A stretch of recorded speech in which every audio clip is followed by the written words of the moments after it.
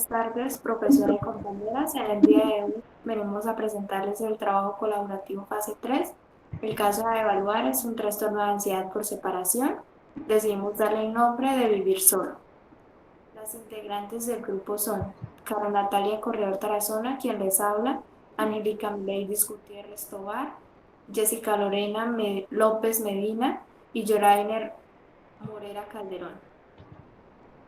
Una breve explicación del caso es que Sergio Andrés García es un niño que ha venido presentando cambios en su conducta a través de la separación de sus padres. Su madre y su abuelo buscan ayuda profesional porque el niño manifestaba angustia, llanto, encierro y en algunas ocasiones vómito. Esto ha llevado a Sergio a adquirir una dependencia de su madre. También podemos ver que estas dificultades interfieren negativamente en la dinámica familiar.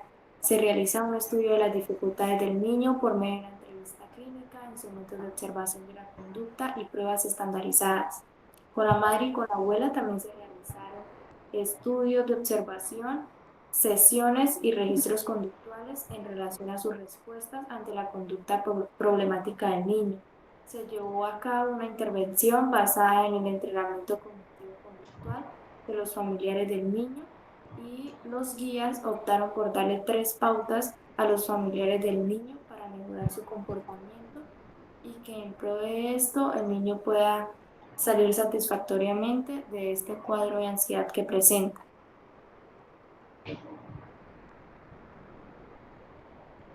La identificación de la conducta problema, aquí podemos ver que Sergio presenta miedo a estar solo, se aísla, falta de independencia, déficit para socializar, llora frecuentemente, agresividad.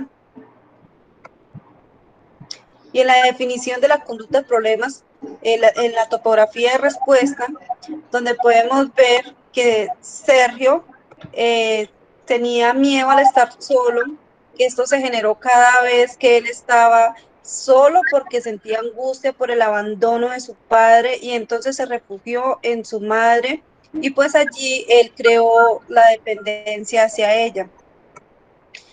Se aísla. Sergio tomó aislamiento a su entorno porque él no encontraba la seguridad y la estabilidad que le generaba su mamá.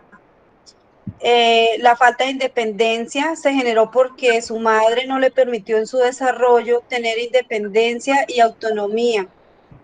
Y en el déficit para socializar, esa se desarrolla desde el momento que la madre manifiesta sobreprotección. Él llora frecuentemente, esto se da porque Sergio siente angustia, miedo y tristeza al encontrarse sin la presencia de su madre. También la agresividad se manifiesta por la inseguridad que él siente ante situaciones que él no es capaz de sobrellevar. En la adquisición del problema serían los estímulos condicionados y el estímulo incondicionado.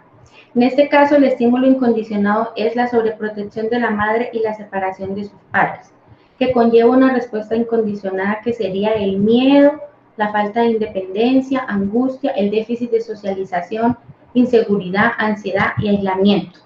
En el estímulo condicionado observamos que es cuando la madre sale a la calle o al momento de quedarse solo o al momento de ir a la escuela. Eso lo conlleva una respuesta condicionada que sería el miedo, la angustia, el llanto, la inseguridad, el vómito y en algunos casos la agresividad.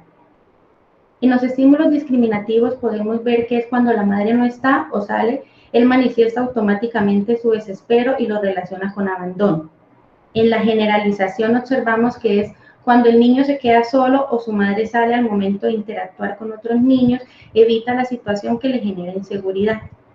En las contingencias observamos que es la madre duerme con el niño, la madre hace la tarea con el niño, lo vigila si está tratando de interactuar con otros niños. Podemos deducir que es un reforzador negativo.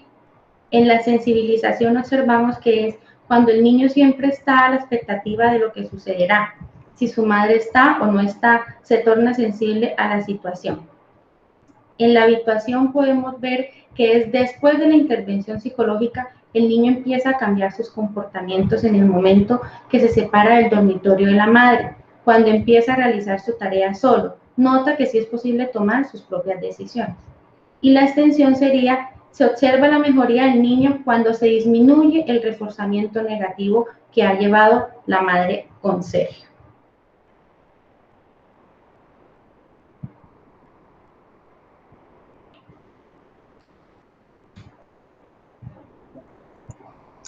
Vemos que existe una contingencia y es cuando Sergio crea esa dependencia hacia su madre con el solo hecho de no poder dormir solo, no poder realizar sus tareas, em, labores cotidianas que a su edad ya debería realizar por cuenta propia, donde genera un estímulo-respuesta y es porque está teniendo un cambio progresivo dentro del trastorno por ansiedad por separación. ¿Perfecto? Con ayuda de sus familiares, el psicólogo clínico crea un programa de reforzamiento tanto individual como familiar, en donde el psicólogo clínico reconoce los sentimientos de ansiedad y las reacciones somáticas, detecta los pensamientos y las situaciones que lo provocan, desarrolla un plan de afrontamiento de la ansiedad, donde de manera individual le pone tareas simples a Sergio, tales como tender su cama y realizar sus tareas por cuenta propia. A continuación, vemos, sí, espérame. A continuación vemos el principio de PREM. Básicamente, este principio habla sobre el reforzamiento positivo, en donde lo aplicamos para Sergio en incentivarlo para que tome sus propias decisiones, es decir, se vuelva autónomo. Ok, entonces también encontramos la generalización. ¿En qué consiste? Esta es la aparición de respuestas incondicionadas ante estímulos condicionados, que tienen cierta similitud. En el caso de Sergio, genera su ansiedad debido a síntomas ya presentados como vómito, llanto y encierro. También discriminación, que es todo lo contrario de la generalización de estímulos. En este caso, Sergio lloraba porque sabía que de esa manera estaba refugiado y se sentía tranquilo. Y también, de cierta manera, obtendría la presencia de su madre. Continuamos con el programa de reforzamiento que se implementaría. Reconocer los sentimientos de ansiedad y las reacciones somáticas, detectar los pensamientos, situaciones que le provocan ansiedad, desarrollar un plan de afrontamiento de ansiedad y evaluar su propia actuación. Con esto decidimos crear unas variables que son las que nosotras creemos que son las que conllevan a la ansiedad. La primera es la edad de aparición, que va entre los 6 meses de vida hasta los 6 a 7 años de edad, que vemos que es cuando se le presenta a Sergio. La siguiente variable es el desarrollo evolutivo, ansiedad acorde al nivel del desarrollo mental, ansiedad que permite al niño desarrollarse, tener un carácter adaptativo. La siguiente variable es la intensidad de la ansiedad. La expresión de la ansiedad a la separación de la figura de apego es de intensidad similar a la ansiedad que ocurre en otras situaciones. La siguiente variable es el pensamiento. Las ideas de daño o muerte en relación a las figuras de apego son más intensas y más tolerables, más intolerables en el caso de la ansiedad por separación. O sea que tú estás manifestando que cuando la mamá y la abuelita de Sergio manifiestan en el psicólogo clínico que el niño está presentando una serie de conductas de comportamiento, ¿es por la separación de sus padres? Sí, claro, la preocupación que tiene la madre y la abuela es supremamente entendible, pues la madre tiene una reacción al separarse y las acciones que ella toma se las transmite a Sergio y él al momento de querer llamar la atención, de que le pongan cuidado, intenta hacerse daño, ocasionarse daño a sí mismo.